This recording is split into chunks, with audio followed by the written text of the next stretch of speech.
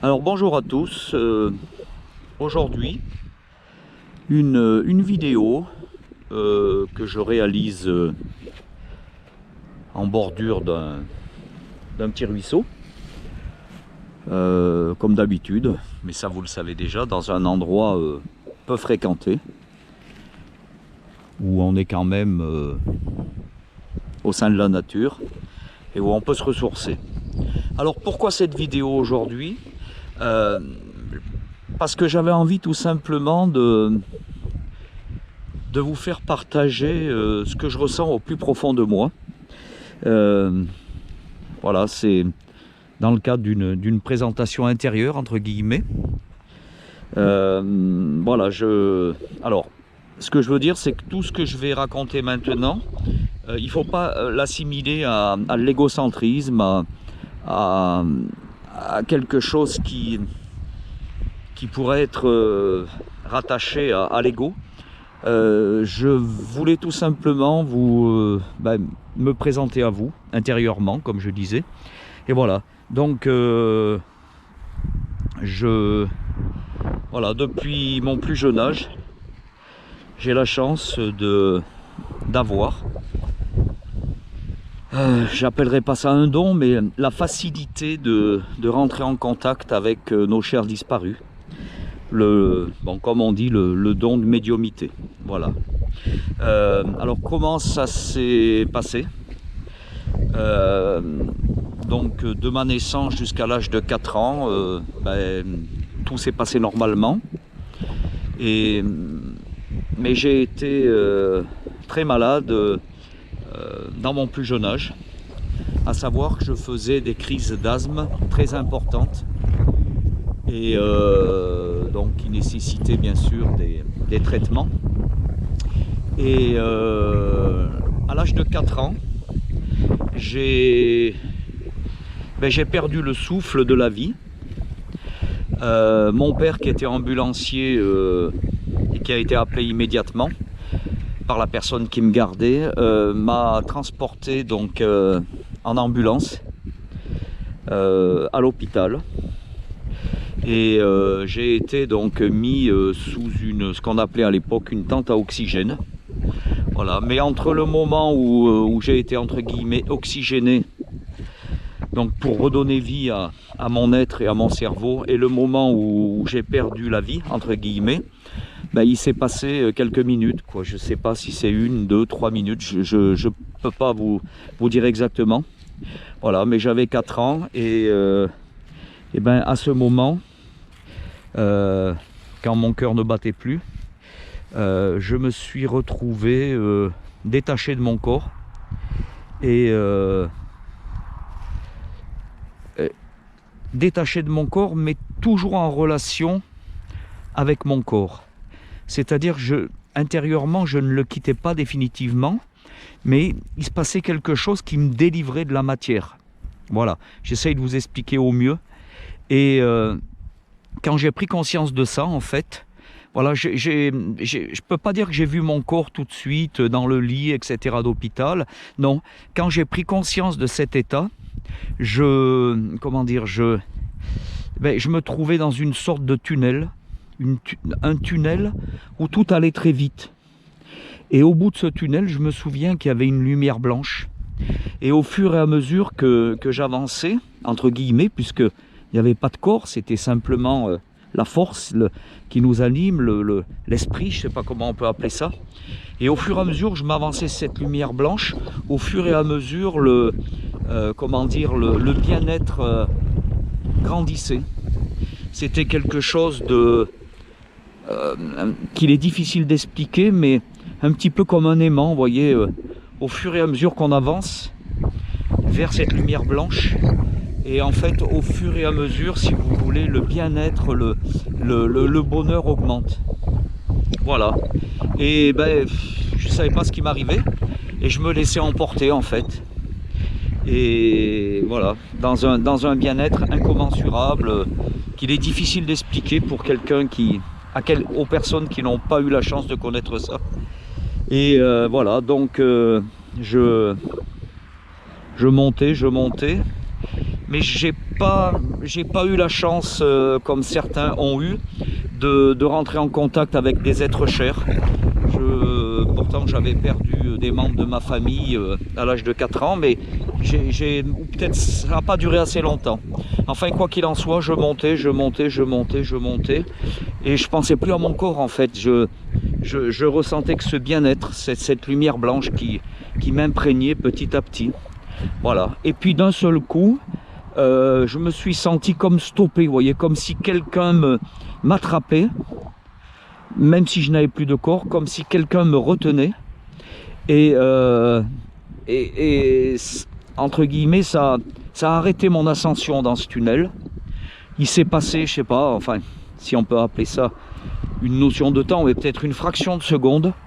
Et d'un seul coup, j'ai senti que je revenais en arrière, qu'on me demandait de revenir vers ce que j'avais laissé, vers la terre, vers mon corps, vers ma vie. Voilà. Et la descente a été encore plus rapide que la montée dans le tunnel de la lumière blanche. Et d'un seul coup, je me suis retrouvé donc à nouveau dans mon corps de chair et de sang. Et voilà. Et voilà. Déjà dans un premier temps, ça a été ma première expérience entre guillemets si on peut appeler ça de médiumité, mais tout au moins de rapprochement avec ce qu'on a du mal à comprendre ou entrevoir à partir du moment où on n'a pas eu la chance de vivre ça, quoi. Voilà. Et ben donc tout simplement, c'est que les médecins avaient réussi à me ranimer et me redonner le souffle de la vie, et l'oxygène faisait son travail, à savoir que je reprenais vie dans mon corps. Voilà. Donc après, bon, ben, le truc traditionnel, donc j'ai été suivi, etc. Voilà. Et puis bon, vers l'âge de 7-8 ans, tout a disparu. J'ai plus eu de, comment on appelle ça, de crise d'asthme, donc voilà. Mais avant cela, à l'âge de 6 ans, donc 2 ans après être monté dans le tunnel de la lumière blanche, là, je peux appeler ça un malheur, c'est que j'ai eu le malheur de vivre ça, à savoir que j'ai perdu mon père. Je vous explique, le 13 juillet 1964, mon père s'est tué en voiture. Donc il était ambulancier à Liman, et puis un soir dans la nuit, il s'est tué en voiture, il s'est écrasé contre un rocher, et il a eu la poitrine fracassée, enfoncée par le volant, et le véhicule a roulé dans le ravin. Voilà. Et vous savez, à l'époque, il n'y avait pas... c'était pas comme maintenant. Maintenant, dès qu'il y a un accident, les gens s'arrêtent, ils ont des téléphones portables, qu'à l'époque, en 1964, c'était pas ça. Et d'après ce que j'ai pu savoir, c'est que mon père n'a été retrouvé que le lendemain avec son véhicule. Voilà. Mais voilà, donc le 13 juillet 1964 à 1 h du matin, alors que je me trouvais avec mes grands-parents en vacances, à l'instant même de sa mort, je dis bien à l'instant même de sa mort, je dormais tout seul dans une chambre. Mes grands-parents étaient à côté dans une autre chambre. Et j'ai été réveillé, alors sans bruit, sans peur, mais j'ai été réveillé par une lumière au pied de mon lit, quelque chose de très discret, de très apaisant, quelque chose de beau, une lumière diaphane, c'est-à-dire comme si la lumière était là pour, comment dire, pour me communiquer une présence, mais sans que j'ai peur, vous voyez, c'était quelque chose de très doux. Voilà, et donc ça m'a réveillé, j'ai ouvert les yeux, et là, je vous dirais franchement que ça m'a marqué, puisque je n'avais que 6 ans, mais je l'oublierai jamais. En fait, j'ai vu mon père au pied du lit. Il se tenait au pied du lit, dans cette lumière. Et je dormais pas, hein, j'étais vraiment réveillé. Ça, je puis vous l'assurer. Ce n'est pas un mensonge. Et comment dire, j'ai vu mon père, je l'ai regardé, il m'a souri. Et il m'a parlé, il m'a dit: Jean-Pierre, tu ne me verras plus avec tes petits yeux, mais je serai toujours là pour te protéger. Après, il m'a souri de nouveau pendant quelques secondes, et puis il a disparu. Alors là, je vous dirais franchement que j'étais complètement abasourdi, quoi. dans ma tête d'enfant de 6 ans, je me disais, mais qu'est-ce que mon père est venu faire? Voilà, je savais pas, je savais pas s'il était venu, si, enfin voilà. Et mais au fond de mon cœur, au fond de moi, je savais quand même qu'il s'était passé quelque chose, que c'était pas naturel, que c'était pas normal, que mon père m'apparaisse comme ça au pied du lit dans une lumière et qu'il disparaisse. Et je sais qu'après une partie de la nuit, eh ben, j'ai pleuré parce que sans vraiment prononcer intérieurement le mot de la mort, mais je savais que j'avais perdu mon père et qu'il était venu me prévenir. Voilà. Et le lendemain matin, donc, mon grand-père, je sais pas, vers 7h, 8h, est venu me réveiller pour m'emmener à la pêche, au Véron, au Goujon, voilà, comme les grands-parents font avec leurs petits-enfants. Et il a vu que j'avais pleuré. Il me dit, mais Jean-Pierre, qu'est-ce qui t'arrive? Oh, je dis rien, j'ai fait des mauvais rêves. J'ai pas voulu dire que j'avais vu mon père au pied du lit. Et en fait, eux, mes grands-parents, ont appris donc la mort de mon père que le lendemain, c'est-à-dire le 14 juillet 1964, en fin de journée, puisque mon père n'avait été retrouvé que le lendemain de son accident, malheureusement. Et voilà, et eux, ils l'ont appris donc comme ça. Et ils ont voulu m'annoncer, bien sûr, pour me préserver. Ils m'ont dit, bah, écoute Jean-Pierre, tu verras pas ton papa pendant longtemps parce qu'il est parti faire un long voyage. Et là, je me suis mis à pleurer et je leur ai dit non, je sais que papa il est mort. Voilà. Et bon, voilà, c'est donc le premier, on peut dire entre 4 ans et 6 ans. Bon, hormis le fait qu'à 4 ans, je sois monté dans le tunnel la lumière blanche. Et à 6 ans, l'apparition de mon père lorsqu'il est mort. Mais voilà, il ne s'est rien passé d'autre. Voilà. Après, le temps a passé.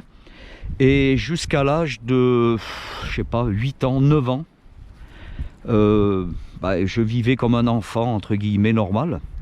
Et je me souviens, pour un anniversaire, pardon, pas pour un anniversaire, pour le mariage d'un de mes cousins, qui était bien sûr en âge de se marier. Je sais pas, je devais avoir 9-10 ans. Et je sais que j'étais assis à table, à côté de ma mère, puisqu'à cet âge-là, on est à côté de ses parents ou de son parent restant. Et je me suis mis à me déconnecter, c'est-à-dire que mon esprit s'est un peu comme envolé.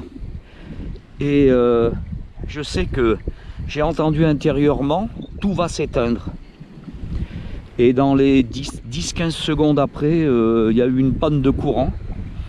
Et je sais pas combien, 60-80 personnes du mariage se sont retrouvées dans le noir. Et là pareil quoi, je me suis dit mais comment tu as pu le savoir? Quelle est cette voix qui t'a prévenu? Voilà, bon, il s'est rien passé, il n'y a pas eu de drame ni rien, mais voilà, on me dit tout va être dans le noir, tout. Voilà, donc voilà. Et après donc toujours vers cet âge-là, 10 ans, 10-11 ans, j'allais de temps en temps, bien sûr, les jours où je n'avais pas école, les samedis, dimanches, chez mes grands-parents qui habitaient donc dans un ancien couvent, où avaient vécu, bien sûr, les ecclésiastiques, des bonnes sœurs, etc. Et on s'amusait avec les enfants de la cour, entre guillemets, comme on s'appelait et comme on nous appelait, à descendre dans les caves, vous savez, du vieux couvent, où, bien sûr, cette fameuse cave était comment dire, dans le noir, et la seule lumière qui pouvait pénétrer les entrailles de cette cave, et ben, en fait, c'était la lumière qui pouvait passer à travers un soupirail. Donc, vous voyez, c'était pas très éclairé. Et je sais qu'on s'amusait souvent à y descendre. Bon, ben, comme tous les gosses, à se faire peur, etc. Mais bon, voilà, rien ne s'était passé. Et puis, ce jour-là, je sais pas, on était 5-6 gamins à descendre.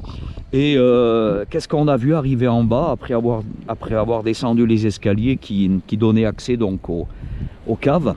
Et on a vu en fait des bonnes sœurs. Alors je sais plus si c'est 4 ou 5, mais bon, allez, disons 5 bonnes sœurs qui se tenaient la main et qui dansaient dans le calme. Et chose qui m'a frappé, c'est qu'elles n'avaient pas de pieds, c'est-à-dire qu'elles flottaient dans l'air à peu près à 15-20 cm. Et elles dansaient, elles se tenaient par la main, et leur corps, si on peut appeler ça un corps, en fait se trouvait légèrement dans la lumière du soupirail. Alors je vous dis pas là, et on l'a tous vu, c'est-à-dire que c'est pas uniquement Jean-Pierre, moi, qui aurait pu être, entre guillemets, bouleversé par la disparition de son père ou le fait de monter dans le tunnel de la lumière blanche, mais tous les gamins de la cour, les 5 ou 6 qu'on était en fait, on a tous vu ces bonnes sœurs qui dansaient et qui se tenaient la main dans une paix, voilà, dans la joie. Et on s'est mis à courir, on a monté les escaliers en bois qui donnaient accès donc à la cour du couvent. Et chacun est rentré chez soi. Et moi je sais que la première personne que j'ai vue, c'est mon grand-père. Et je lui ai dit, je l'appelais Pépé, bon Pépé, on a vu des bonnes sœurs qui se tenaient la main, qui dansaient, il y en avait 5, mais elles n'avaient pas de pied. Alors mon grand-père, bon, soit il n'y a pas cru, soit il voulait apaiser un petit peu mon esprit, m'a dit, mais c'est normal Jean-Pierre, avant il y avait des bonnes sœurs qui vivaient, donc c'est normal qu'on en voit. Bon voilà, donc le temps a passé, quelques jours ont passé, et puis eh ben, les parents des gamins, c'est-à-dire de nos grands-parents ou nos parents de la cour, du couvent, eh ben, se sont retrouvés, et en fait ils se sont rendus compte que tous les enfants présents avaient raconté la même chose, le fait d'être descendus dans la cour, d'avoir vu ces bonnes sœurs se tenir la main, voilà, et donc voilà, donc c'était pas une hallucination générale, c'était pas une hallucination personnelle, voilà, donc on a bien vu ça tous ensemble, cela quoi, voilà. Alors après, bon, jusqu'à l'âge de, je dirais, de 16 ans, bon, adolescence normale, bon, comme tous les, comme tous les garçons.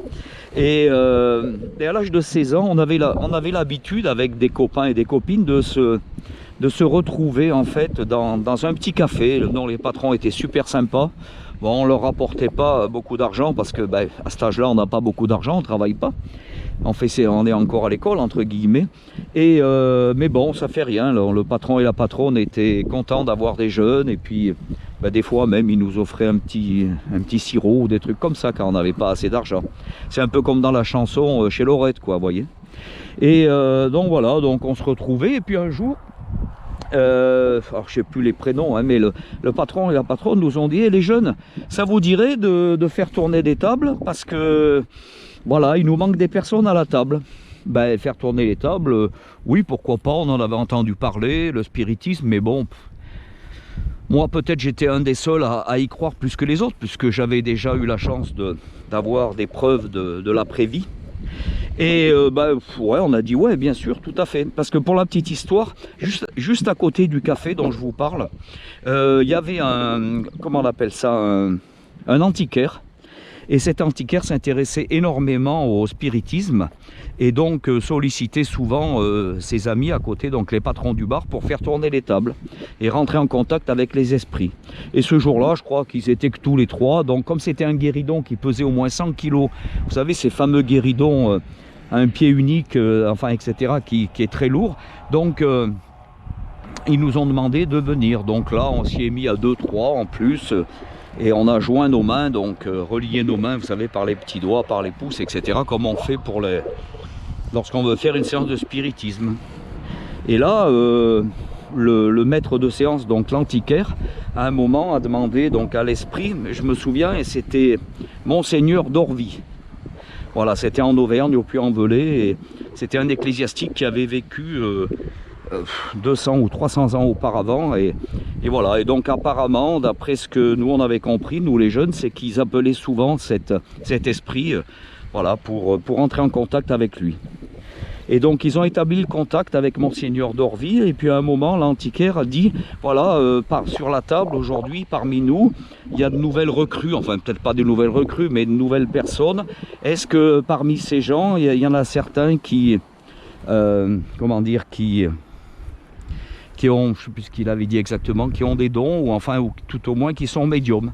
Et là, d'un seul coup, le fameux guéridon que je vous parle, qui pesait peut-être 100 kg, s'est déplacé mais à une vitesse vertigineuse vers moi et est venu m'écraser, enfin m'écraser, entre guillemets, le ventre. Et complètement, et même les autres ont été obligés de bouger, donc voilà. Et voilà, et le guéridon faisait des petits coups, vous savez, comme voilà, en disant lui il est médium, voilà. Et bon, alors donc l'antiquaire qui était maître qui était spirit et qui était maître de séance, qui comprenait un peu plus les choses, m'a dit bon, bah, écoute Jean-Pierre, apparemment, bah, tu as la chance d'avoir ce don. Bon, moi, au fond de moi-même, je savais ce que j'avais vécu, donc ça m'a pas trop étonné. Après, le temps a passé et puis, entre guillemets, ça me turlupinait l'esprit. Et je dis aux copains avec qui on avait fait cette fameuse séance, je dis moi j'aimerais bien quand même voir un petit peu jusqu'où on peut aller.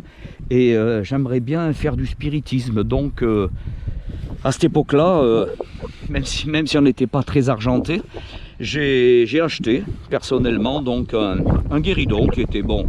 C'était pas un guéridon qui pesait des centaines de kilos, hein, comme celui sur lequel on avait fait notre première séance, mais un guéridon, voilà, à pied unique, enfin, etc., qui nous permettait qui était censé nous permettre de, comment dire, de s'essayer au spiritisme.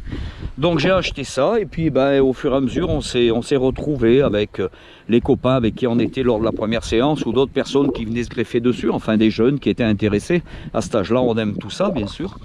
Et ben, on a eu des choses assez extraordinaires, je dirais. Alors là c'est pareil, vous allez peut-être pas me croire parce que si vous l'avez pas vécu, ça paraît difficile. Mais j'avais un copain, un collègue à moi, qui s'appelait Alain, et qui lui n'était pas médium, c'est-à-dire qu'il ne pouvait pas mener une séance, mais c'était un très bon sujet psy. Et à chaque fois, pratiquement, qu'on faisait une séance de spiritisme, lui, il tombait en transe, c'est-à-dire, il se raidissait. Alors ses membres se raidissaient, ses mains, ses bras, et on voyait ses yeux, vous savez, se retourner, se révulser, et on voyait que le blanc de ses yeux. Donc bon, ben, les premiers temps, c'était un petit peu effrayant, parce que bon, on se demandait ce qui se passait, parce qu'on était toujours un peu imprégné, entre guillemets, des films d'horreur, l'exorciste, etc. Et puis bon, on s'est rendu compte que c'était tout simplement un état second, qui lui permettait donc de, entre guillemets, de faire corps ou de prêter son corps à l'esprit invoqué. Voilà. Et alors pour la petite histoire, il y a un jour où il nous a parlé et il nous a dit, voilà, avec ses yeux révulsés, hein, donc je vous dis pas le truc quoi. Il nous a dit donc avec une voix caverneuse, je suis un bon esprit et je veux rester ici. Après, il faisait comme s'il voulait écrire, donc on lui a donné une feuille de papier avec un, je sais plus si c'était un crayon de papier ou un stylo, et en fait il a dessiné une maison avec une tête de mort à l'intérieur, et il a redit, je suis un bon esprit et je veux rester ici. Alors comme on était chez la mère du copain Alain dont je vous parlais, et que sa mère commençait à baliser entre guillemets de voir son fils dans cet état, donc moi j'ai pris entre guillemets la séance en main, puisque c'était moi qui l'a menée, et j'ai demandé à l'esprit donc de sortir du corps d'Alain. Bon, mais il a fallu quand même un peu de temps, parce que on s'est rendu compte que rien n'y faisait quoi. Il voulait vraiment rester là, il voulait vraiment s'exprimer dans la matière dense, etc. Voilà. Après il y a eu d'autres expériences qui étaient, nous ça nous amusait, hein, mais une jeune fille qui était avec nous aussi, qui était tombée en transe, donc une autre bon sujet psy.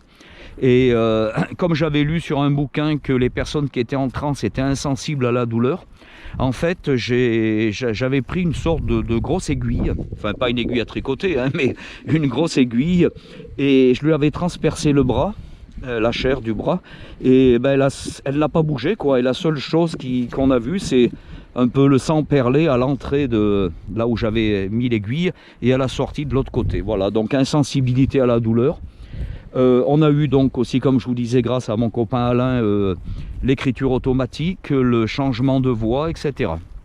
Et une autre fois, alors là ça a été vraiment le summum, ça a été quelque chose d'extraordinaire. On était toujours chez Alain, chez le copain. Et ce jour-là, il n'y avait pas sa mère, donc on était entre jeunes, tout ça. Et comment dire, et on a fait une séance qui marchait, mais vraiment très très fort. On avait mis des verres sur le guéridon, on avait interrogé, alors je ne sais plus, c'était Monseigneur Dormy ou un autre esprit avec lequel on avait l'habitude de dialoguer. Mais on avait mis des verres, vous savez, pour la communication sur le guéridon, et à un moment, les verres sont partis comme si quelqu'un avait mis un coup de main dessus, et sont allés se briser contre le mur. Bon, Donc là, ça démarrait fort. Et après, d'un seul coup, après que les verres aient éclaté contre le mur, on a vu le guéridon se soulever d'abord d'un pied, et après un second pied qui a été soulevé. Mais nous, on avait juste nos mains dessus, c'est-à-dire qu'on effleurait le guéridon, et comme on faisait toujours ça, la lumière un petit peu diffuse d'une bougie, il n'y avait pas de risque que quelqu'un triche, quoi. Donc on était tous là, on le voyait. En plus, il y en avait autour qui regardaient la séance, mais qui n'avaient pas pris part à la séance de spiritisme. Et là, le guéridon, après s'être levé d'abord d'un pied, de 2 pieds, après le 3e pied s'est carrément soulevé. Et le guéridon était complètement en lévitation. C'est-à-dire qu'il était à peu près à 80 cm, voire même plus, du sol. Et il flottait. Et nous, eh ben, on se retrouvait les mains surélevées pour pouvoir continuer la chaîne avec les doigts, pour ne pas perdre le contact. Et on se baladait, entre guillemets, dans la cuisine, avec le guéridon qui flottait à peu près à 80 cm, voire 1 mètre de haut, quoi. C'était, voilà, donc là, ça a été vraiment quelque chose d'extraordinaire, quoi. Je sais pas, ça fait partie d'une chose que j'oublierai jamais. Voilà, la force de l'au-delà. Et là, je vous garantis, il n'y avait pas de tricherie, c'était pas possible, quoi. On peut pas soulever un guéridon de 10, 15, 20 kilos comme ça, en ayant juste les doigts dessus qui effleurent le plateau. C'est pas possible. Voilà. Après, bon, j'ai eu, mais alors c'était beaucoup plus tard, ça. J'ai eu un cas assez dramatique. J'ai continué, hein, je vous le dis, j'ai continué des années en tant que spirit médium, et là j'ai fait tourner des tables, et là je suis rentré en contact avec de nombreux esprits. Et à l'époque, on a eu une séance aussi qui a marché très fort, c'est-à-dire que tout bougeait dans la pièce, etc. Et la vaisselle, etc. Et il y avait donc une femme qui avait un enfant de 6 mois. Et le bébé était dans une pièce à côté, dans la chambre et tout, donc voilà. Et elle avait participé à la séance de spiritisme, mais bon, elle était très perturbée.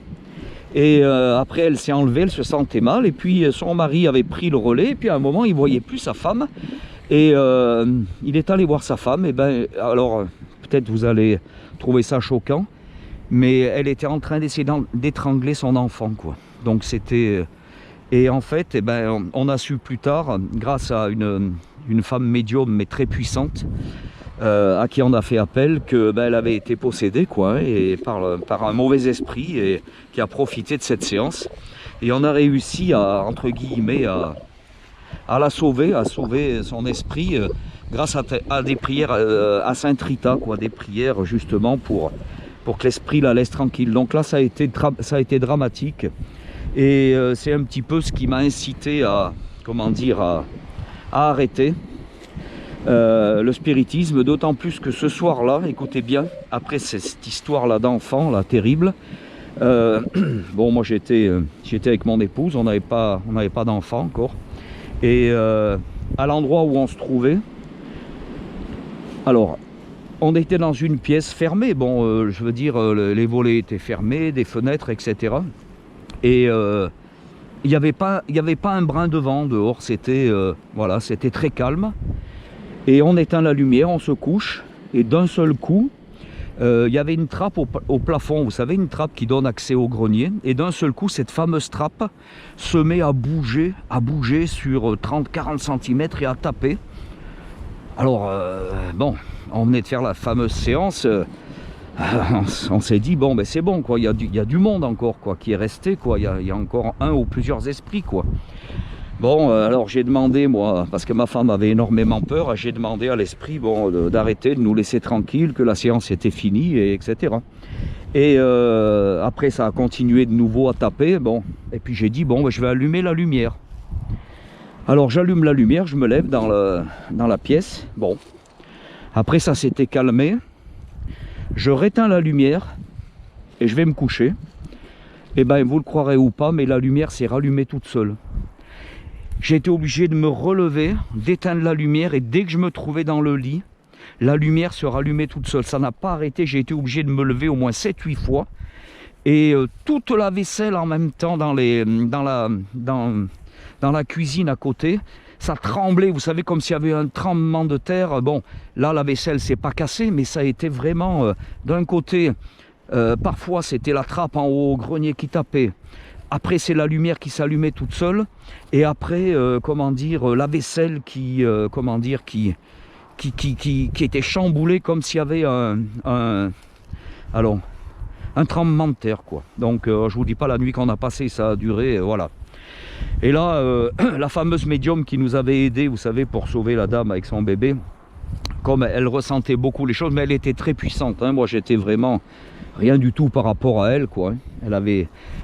Elle était souvent invitée à la télévision, à la radio, donc c'était une médium qui passait sur RMC, qui était très connue, et voilà. Et un jour, elle m'a dit: Jean-Pierre, il faut que tu arrêtes parce qu'on vient de me dire que tu n'étais pas assez fort intérieurement et que tu allais y laisser, entre guillemets, des plumes, donc il faut que tu arrêtes parce que tu risques la possession toi aussi. Eh bien, je vous garantis que quand ça vient de la bouche d'une personne à qui on a confiance, c'est vraiment une médium reconnue, je vous garantis que on ne traîne pas et on fait tout de suite ce que la personne nous a dit. Donc du coup, alors ce que j'ai fait, moi j'ai pris mon guéridon, je l'ai cassé à coups de pied, à coups de... J'ai brûlé le bois, j'ai brûlé le plateau, j'ai brûlé le pied central avec les 3 petits pieds. J'avais tout un tas de livres, parce que vous vous doutez bien, après avoir œuvré pendant des années dans le spiritisme, j'avais le petit et le grand Albert, j'avais tout un tas de livres de charme, de sorcellerie, enfin voilà.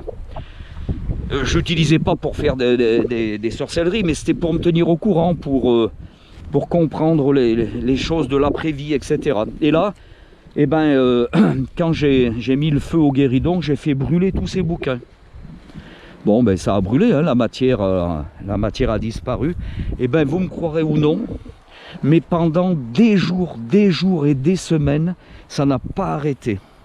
Ça bougeait de partout dans les pièces, ça tapait dès que j'éteignais la lumière. C'est comme si quelqu'un tapait avec sa main sur la table de nuit.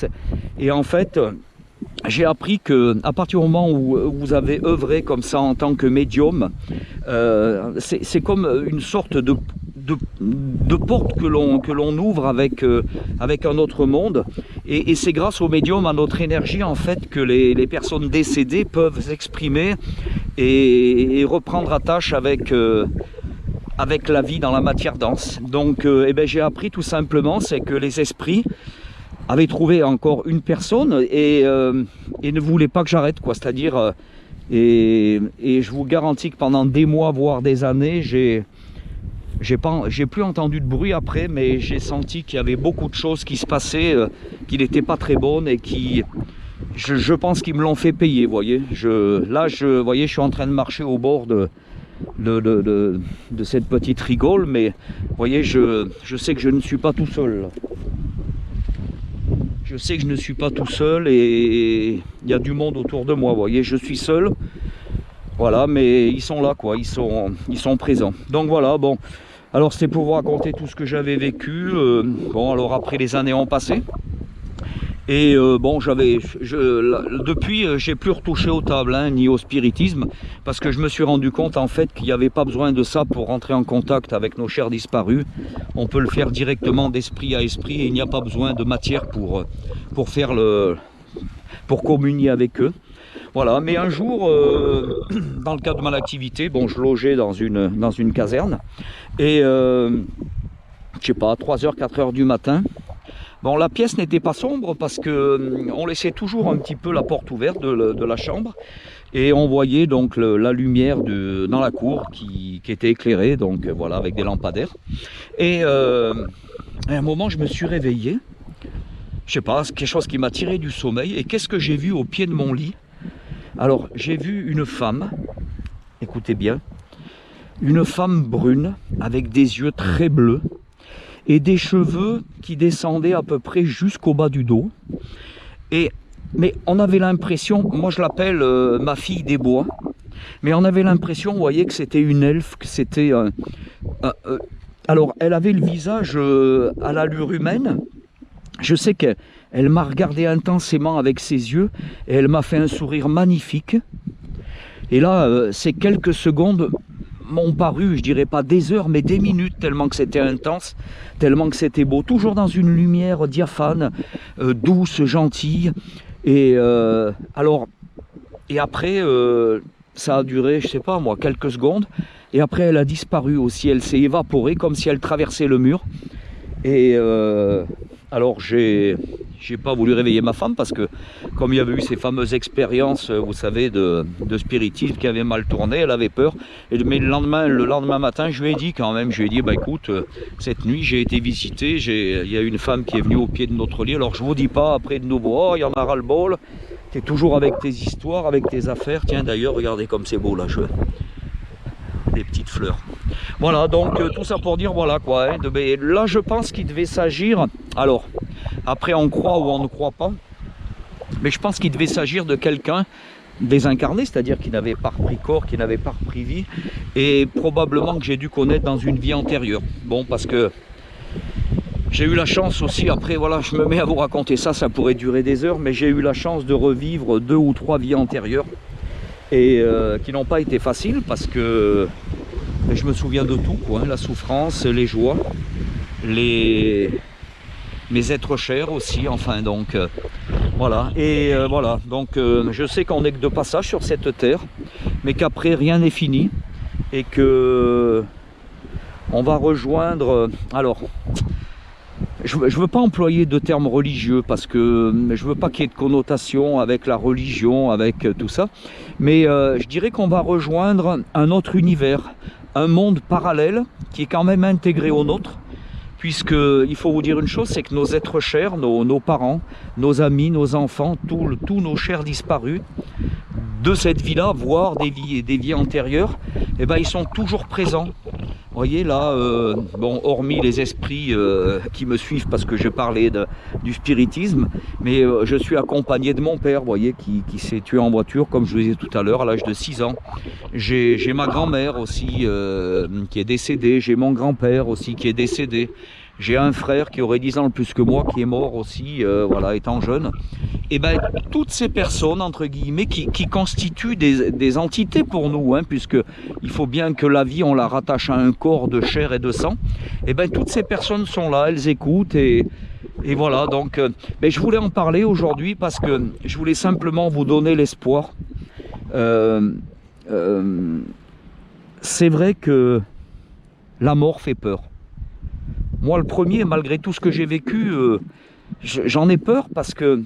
Mais en fait, il faut se dire une chose, c'est que la mort fait peur, non pas pour soi-même, non pas pour son corps, non pas pour son esprit, mais tout simplement la mort fait peur parce que il nous faut laisser quelque chose que l'on aime, à savoir la vie à travers un corps.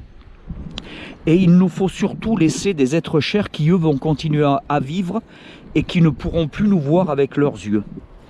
C'est-à-dire, moi, personnellement, ma vie ne vaut rien, entre guillemets. C'est, voilà, je vis, mais si j'étais pas là, ça serait pareil.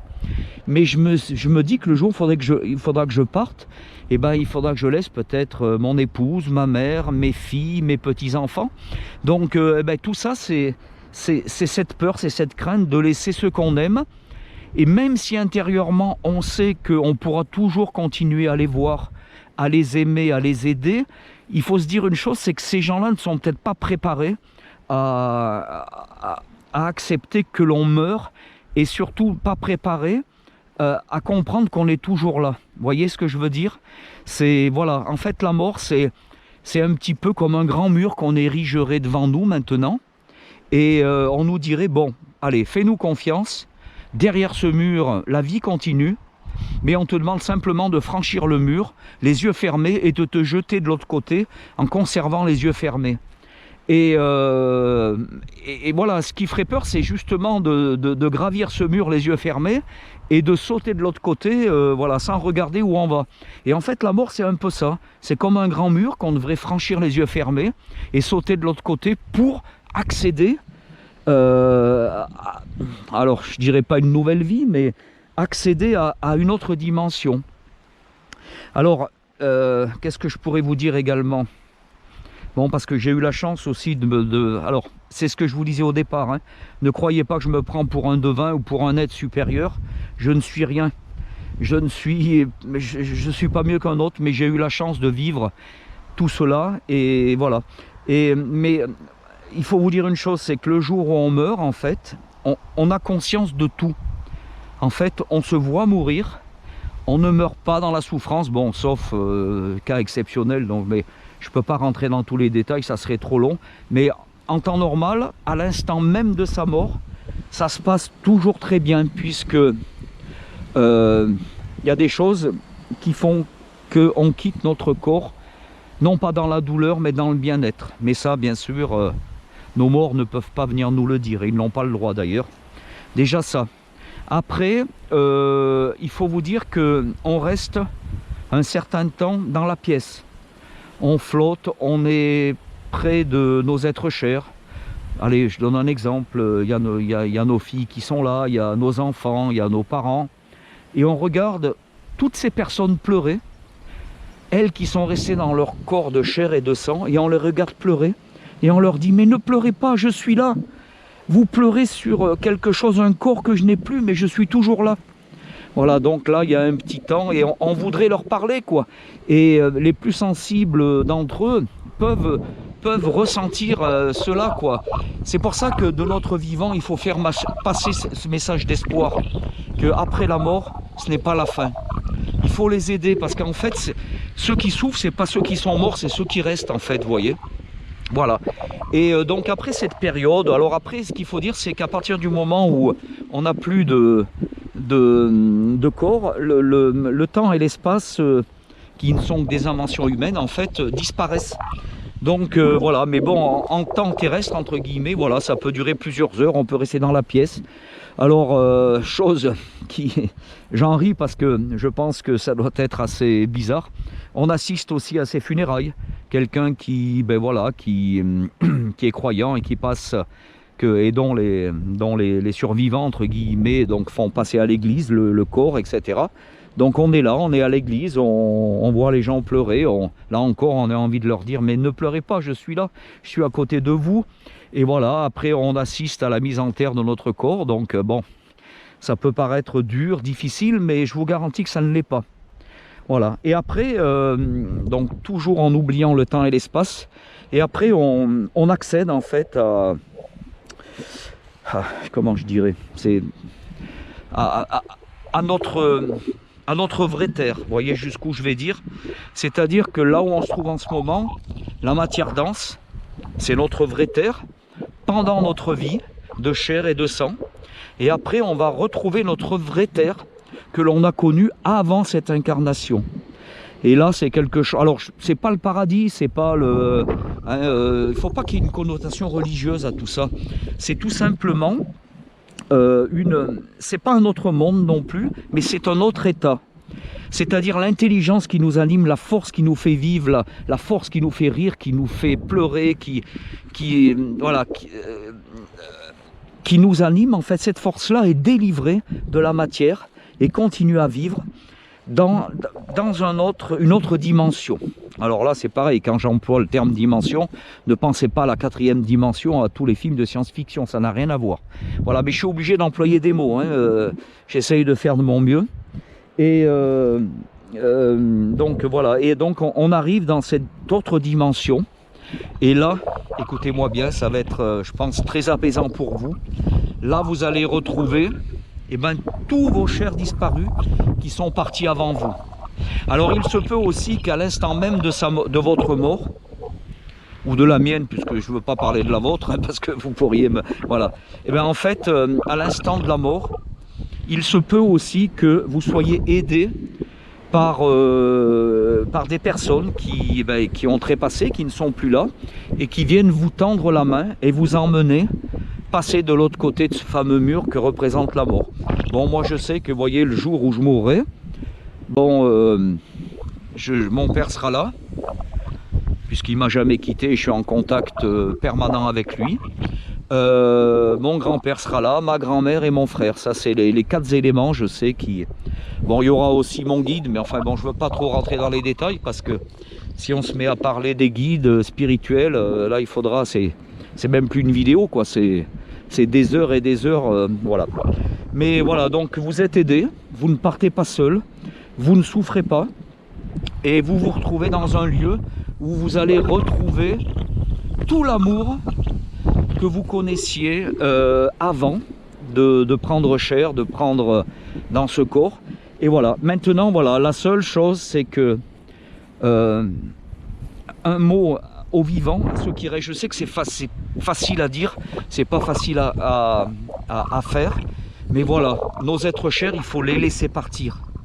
Ils ont fait leur temps, malheureusement, il y a des gens qui s'en vont à l'âge de 30 ans, très jeunes, voire avant, des enfants, et il y en a d'autres qui meurent à 90 ans, voilà, mais peu importe l'âge, peu importe la façon, le destin est là, avec le libre arbitre qui permet d'influer sur ce fameux destin, mais là aussi on ne peut pas y rentrer parce que ça serait trop long.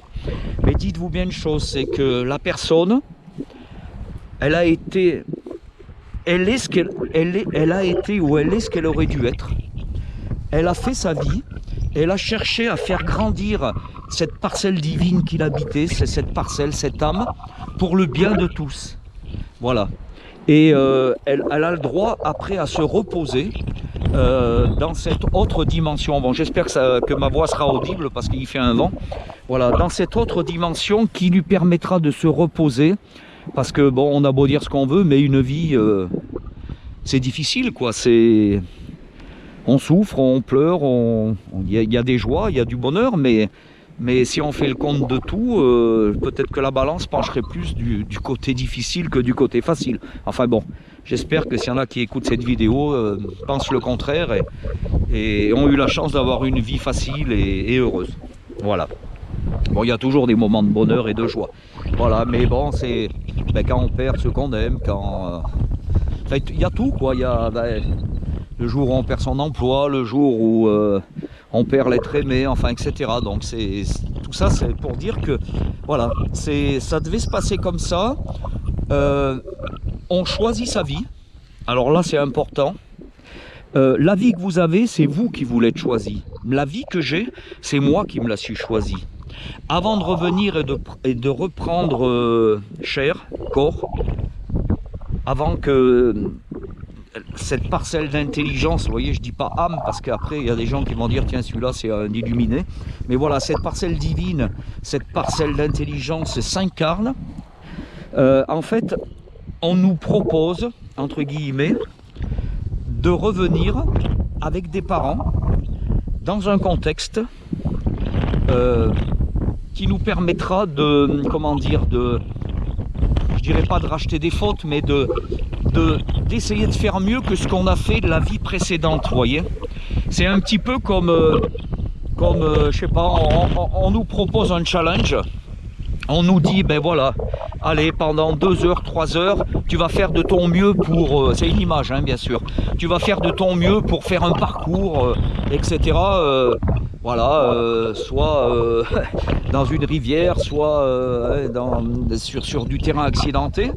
Et au bout de ces 2-3 heures, lorsqu'on est arrivé donc au point d'arrivée, en fait, on fait un point avec la personne qui était chargée d'organiser cette course. Vous voyez, pour vous dire, c'est une image, puisqu'en fait, une vie terrestre, bon, je dirais qu'il y a un point A, c'est la naissance, et un point Z, c'est la mort. Donc voilà, et bien tout simplement, à la fin de ce parcours, on nous dit, bon, ben voilà, tu t'es choisi cette vie-là. Déjà, qu'as-tu fait de ta vie? Parce que ça, c'est la grande question ultime. Qu'as-tu fait de ta vie? Alors là, que répondre? Heureux ceux qui ont fait du bien aux autres, parce qu'ils pourront toujours répondre ça.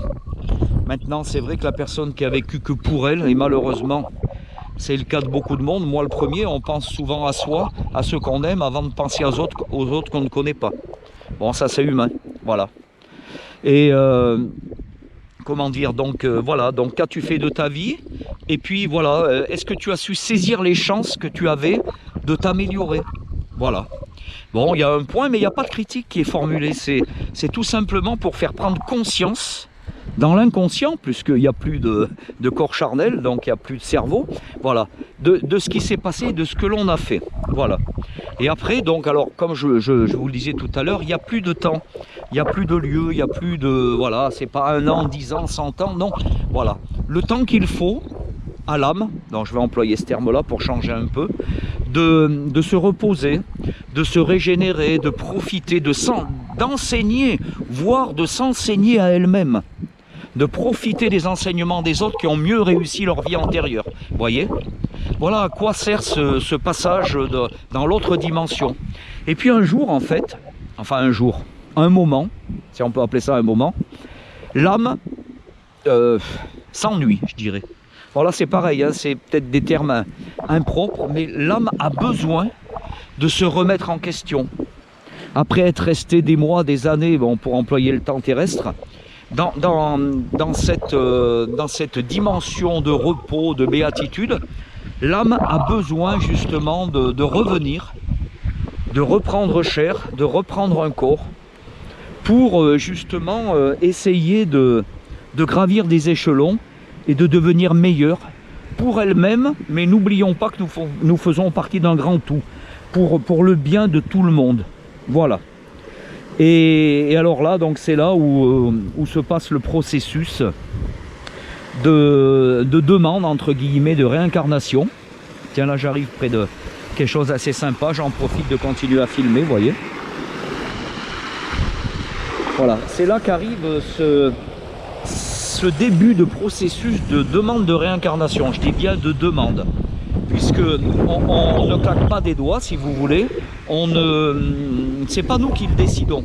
En fait, dans l'autre dimension, il y a des êtres célestes, des sortes d'anges gardiens, allez, pour employer un terme, qui sont là pour nous guider, qui sont là pour nous aider à avancer, aussi bien dans cette vie-là, mais je ne veux pas trop y venir, que de l'autre côté.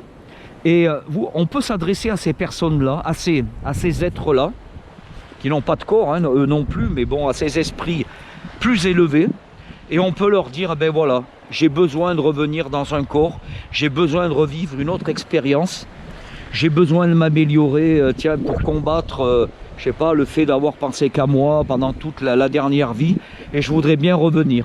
Et là, cet esprit supérieur, entre guillemets, qui lui ne reviendra pas sur Terre ou dans une incarnation, parce que il a fait le tour de tout et il a réussi à enlever, à épurer un petit peu tout ce qui rattachait sa parcelle divine à la matière.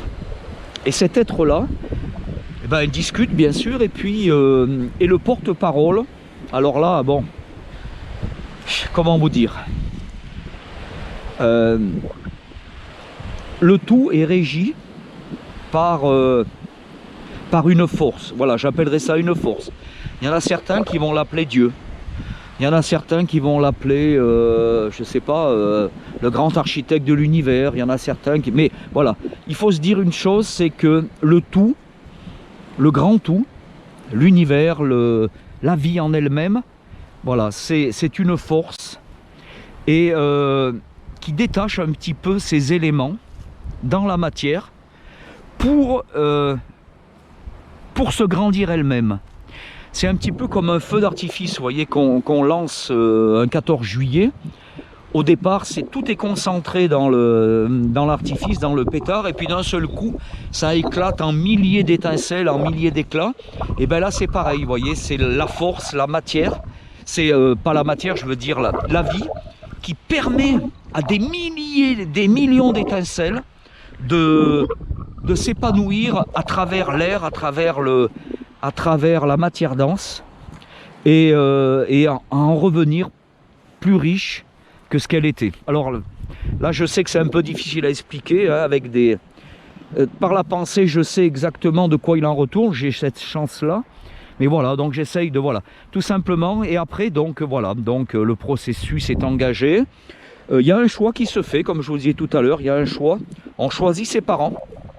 Alors il y a des gens qui vont se dire mais non, c'est pas possible, j'ai pas choisi ma mère, j'ai pas choisi mon père, j'ai pas choisi toutes ces douleurs, Maintenant il faut vous dire une chose, c'est que toutes les épreuves que l'on a dans notre vie, ce sont des épreuves que l'on s'est choisies et que l'on peut endurer. Nul être ne choisit une vie qu'il ne pourrait endurer.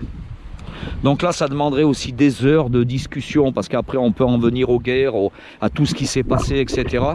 Mais là, ça serait trop long, et puis je n'ai pas la connaissance voulue pour aller aussi loin. Là, il faudrait peut-être aller voir peut-être des grands maîtres de la pensée, etc. Voilà. Mais moi, je n'ai pas encore cette connaissance-là.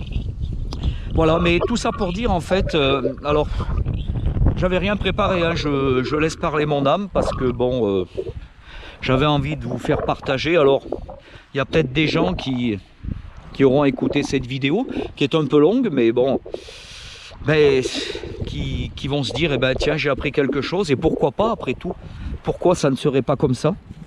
Il y en a d'autres personnes qui vont dire, ben, tiens, c'est bon, Jean-Pierre, c'est un illuminé, quoi, il raconte n'importe quoi, il est sur sa planète, et puis, voilà. Mais bon, moi, maintenant, autant quand j'étais plus jeune, vous voyez, à 20 ans, 25 ans, j'essayais de convaincre les autres quand je tombais sur les personnes qui me disaient « Oh, de toute façon, c'est des conneries ce que tu racontes », parce que j'ai toujours eu ce ressenti et j'ai toujours eu la chance d'avoir, je dirais pas cette connaissance parce que ça fait un peu prétentieux, mais voilà, de connaître certaines choses au fond de mon âme et de les ressentir pour en parler, vous voyez. Et quand j'étais plus jeune, en fait, j'essayais de lutter contre, allez, je dirais pas contre l'adversité, mais quand je tombais sur quelqu'un qui me disait « Oh, de toute façon, c'est des conneries ce que tu racontes, après la mort, il n'y a plus rien, c'est le néant, on perd tout. » Ben, j'essayais de les convaincre, mais je me suis rendu compte, en fait, que ça servait à rien, parce que la personne, si elle n'est pas prête, la personne incarnée, si, alors, là, c'est pas péjoratif, mais si c'est un jeune esprit, c'est-à-dire qu'il n'y a que quelques vies antérieures derrière, qui ne s'est pas encore penché sur le fait que la vie fait grandir, et qu'il faut vivre des épreuves pour grandir, et puis pour comprendre le sens de la spiritualité, en fait, ça sert à rien, parce que c'est pas le moment. C'est comme si moi vous me mettez entre les mains, allez, je sais pas quoi, une moto de compétition que seuls les grands pilotes peuvent conduire, et alors que je fais un petit peu de bécane, mais je suis pas, voilà, j'ai jamais fait de compète. Ben vous me mettez cette moto, vous me donnez cette moto entre les mains, ben c'est sûr que je vais au clash, quoi. Soit je refuse de la prendre parce que j'ai peur, soit si je la prends, il y a des grandes chances pour qu'au premier virage je me casse la figure. Et en fait, si vous voulez, les personnes qui refusent d'entendre, non pas la bonne parole, hein, mais d'entendre le côté spirituel de la vie, l'après, il faut pas leur en vouloir. C'est que ils sont pas prêts. Il leur faut peut-être encore 5, 10, 15, 20, 50, je sais pas, de nombreuses vies pour comprendre tout ça, vous voyez. Donc, lorsque vous tombez, enfin, c'est un conseil que je vous donne, bon, en même temps je fais demi-tour, lorsque vous tombez, disons, sur des personnes qui sont réticentes à tout ça, qui ne vous croient pas, qui se moquent de vous, parce que ça arrive, hein, ah, tiens, t'as vu un tel, c'est un taré, quoi, enfin, etc. Ben, il faut laisser faire, il faut laisser dire, il faut pas s'énerver, il faut pas s'engueuler, il faut pas...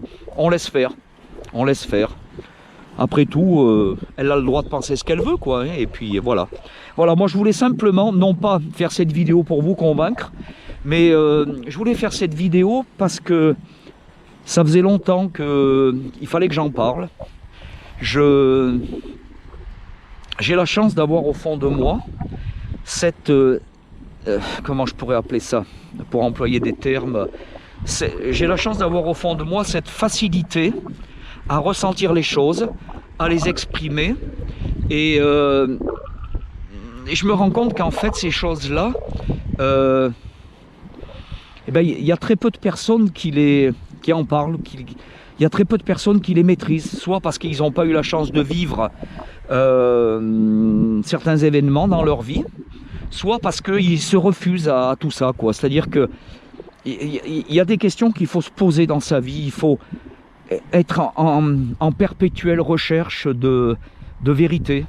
Chacun a sa propre vérité, vous allez me répondre, c'est vrai. Mais il faut toujours chercher quand même le pourquoi du comment. Pourquoi on est sur cette terre, pourquoi on vit comme ça, et pourquoi on a rencontré telle personne, Et il y a des fois des... Pour moi, je pense qu'il n'y a pas de hasard dans la vie. Tout est écrit avec un pourcentage, comme j'ai dit tout à l'heure, vous savez, comment dire, de libre arbitre que la force, le grand tout a donné à l'être humain incarné pour justement essayer d'adoucir ou de faciliter certaines choses de sa vie.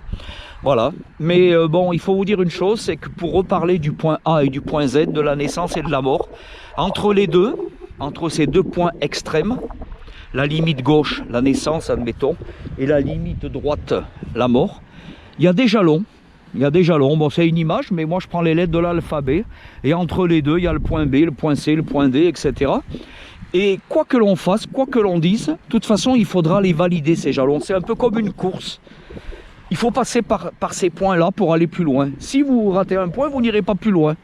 Vous allez galérer, vous allez en baver, mais il faut revenir à ce point-là. Si le point C n'est pas validé, vous n'irez pas au point D.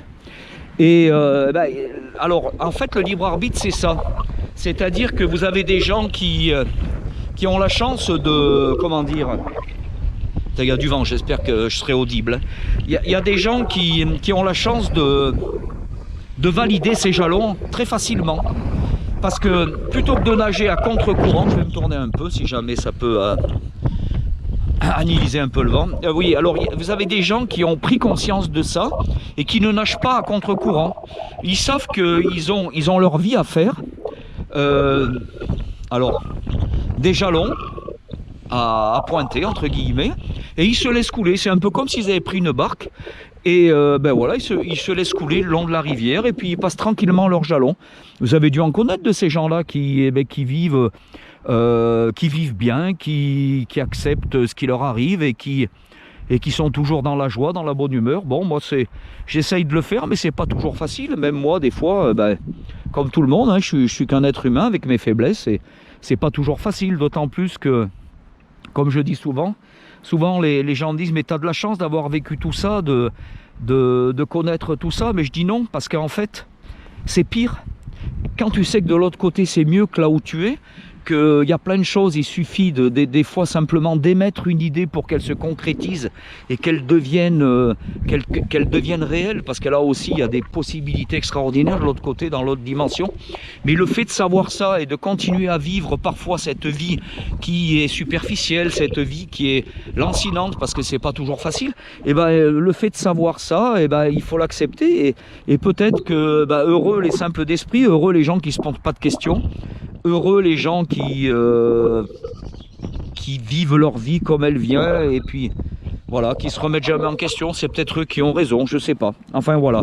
Mais bon, le fait de savoir, je vous garantis que c'est beau, c'est bien, mais c'est peut-être, je dirais, encore plus difficile que de ne pas savoir. Voilà.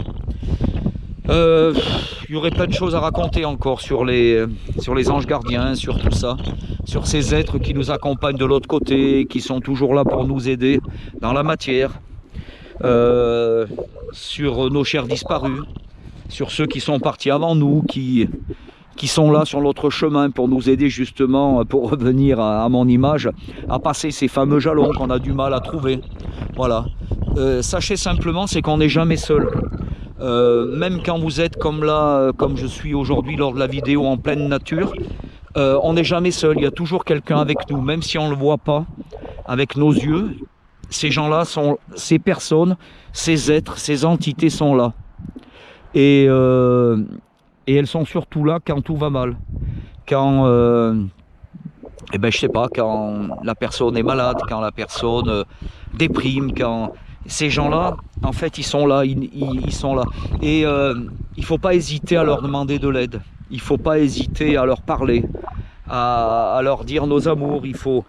Alors, qu'on soit croyant ou qu'on ne soit pas croyant, peu importe, on peut parler à ces gens-là. On peut leur demander et on peut leur donner notre amour aussi. Vous voyez, moi, entre guillemets, avec mes mots, je prie, je prie pas avec une prière comme les hommes nous l'ont appris, mais je prie avec mes mots, Je prie pour mon père, je prie pour ma grand-mère, pour mon grand-père, pour mon frère, mais aussi je prie pour plein de personnes que j'ai connues et qui sont parties.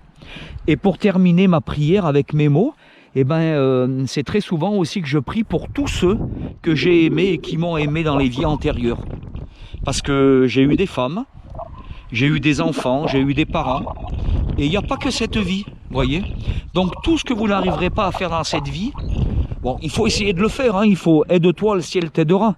Mais même si vous n'y arrivez pas, même si vous ne donnez pas toute la satisfaction que vous aimeriez donner aux autres, c'est pas grave, parce que vous aurez plein de vies pour le réaliser après. Puisque la mort physique, ce n'est pas la fin. Et ça, je peux vous le garantir. Je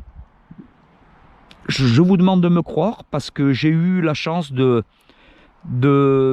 vivre des choses qui m'ont permis d'avoir la certitude qu'après la vie, il y a encore la vie. Et après la mort, il y a encore la vie. Vous voyez? Voilà. Et bon, je ne vous parlerai pas des vies antérieures que j'ai vécues, parce que bon, déjà c'est personnel, et puis vous ne trouveriez pas d'intérêt. Hein, donc, je sais que une fois j'avais lu un truc, c'était assez marrant d'ailleurs. C'est Platon, hein, qui était donc un philosophe très à côté, très attiré par le côté spirituel de la vie, et qui enseignait donc à ses élèves la réincarnation. Et bien sûr, ces élèves qui voulaient un peu éblouir le maître, Platon, le philosophe, il y en a une qui disait « Oh, moi, dans une vie antérieure, à l'époque, je vivais en Égypte et j'étais la reine Néfertiti, par exemple, vous voyez. » Il y a l'autre qui disait « Ah ben moi, j'étais Napoléon. » Il y en a un autre qui disait « Ah ben moi, j'étais, je sais pas moi, un homme illustre, Jules César, par exemple. » Et puis, Platon les a tous écoutés parler. Et Platon, pour conclure, leur a dit « Eh ben, vous savez, moi, dans mes vies antérieures, je n'étais même pas une pierre sur le chemin. » Et là, quelle leçon, vous vous rendez compte? Tous les élèves qui voulaient se glorifier, qui voulaient glorifier leur ego en disant « moi j'étais ci, moi j'étais ça », on en voit des gens qui sont fiers et qui s'aiment.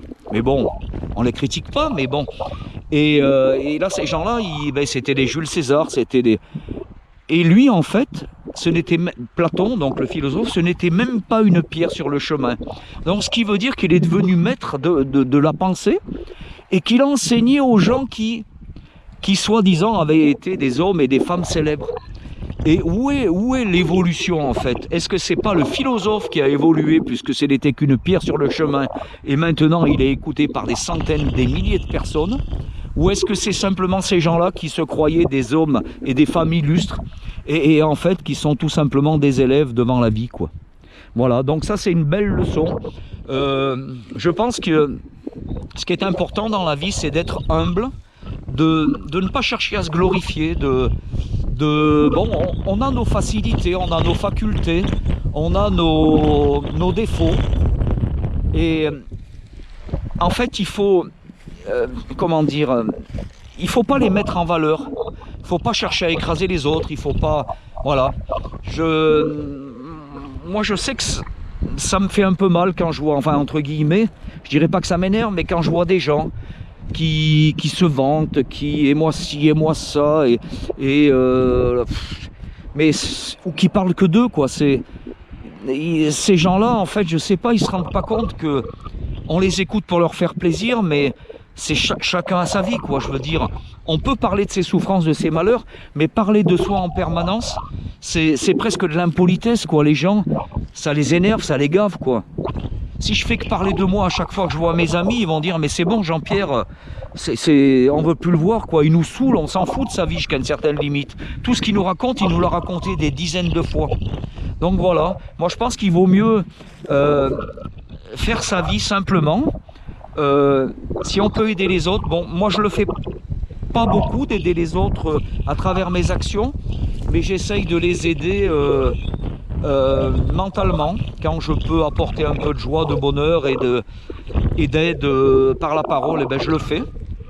J'espère que je pourrais évoluer moi aussi et faire des actions, du bénévolat, des choses comme cela, pourquoi pas aller sur des théâtres entre guillemets d'opérations dans le cadre de partout où les gens souffrent, de l'humanitaire, ça serait formidable, c'est mon rêve quoi, donner un sens à ma vie quoi, en plus de ce côté spirituel qui m'habite, et voilà, j'aimerais le mettre en pratique maintenant, vous voyez. Bon, ben voilà, sinon, écoutez, je crois que j'ai fait le tour. J'espère que tout ce que je vous ai dit vous aura intéressé. Moi, ça m'a fait du bien d'en parler, parce que c'est pas des choses dont on parle souvent, parce que malheureusement, on trouve pas souvent des gens qui sont à l'écoute de tout ça. Et voilà, souvent les gens préfèrent parler du football, du rugby, de la mode, de vêtements, de trucs comme ça, quoi, hein, des choses qui peuvent amener des petits plaisirs, mais est-ce que ces choses-là donnent le bonheur? Je sais pas. Maintenant, le fait de se pencher aussi trop souvent sur les choses existentielles, peut-être que là non plus, ça donne pas le bonheur, mais bon, voilà. Voilà, écoutez, je vous souhaite à tous, en tous les cas, une bonne continuation sur votre chemin de vie, et que la force soit avec vous, quoi, hein, pour clôturer tout ceci sur un petit sourire. Voilà, allez, je vous dis à bientôt donc sur la chaîne, et puis soyez forts.